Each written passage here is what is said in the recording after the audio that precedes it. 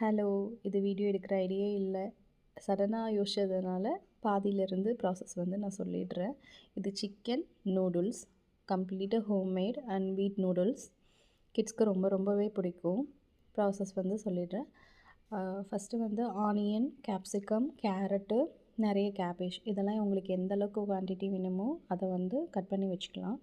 சிக்கனை வந்து chilli chicken மாதிரி போன்லெஸ் வந்து பொரிச்சுட்டு அதை வந்து குட்டி குட்டி பீஸாக வந்து கட் பண்ணி வச்சுட்டேன். இது ஸ்டெப் பை ஸ்டெப்பாக ஆட் பண்ணிவிட்டு எக்கு வந்து ஃபுல்லாக கம்ப்ளீட்டாக மிக்ஸ் ஆகிறதுக்கு முன்னாடியே நூடுல்ஸையும் சிக்கனையும் ஆட் பண்ணியிருப்பேன்.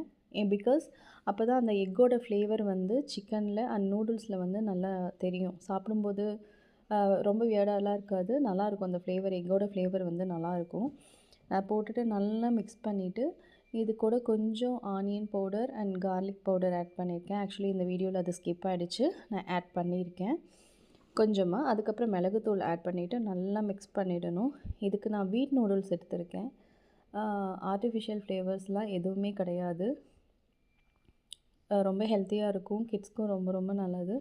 மோஸ்ட்லி நான் வீட் நூடுல்ஸ் தான் ப்ரிஃபர் பண்ணுறேன் கிட்ஸ்க்கு. எப்போ அவங்களுக்குலாம் வேணும் அப்படின்னு தோணுதோ அப்போ வந்து கண்டிப்பாக வந்து வீட் நூடுல்ஸ் செப்பரேட்டாக வாங்கிட்டு வந்து அதுலேருந்து வந்து நான் செஞ்சு கொடுத்துருவேன்.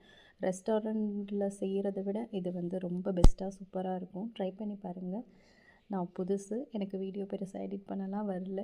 தேவையோட இம்ப்ரூவ் பண்ணிகிட்ருக்கேன். தேங்க்யூ.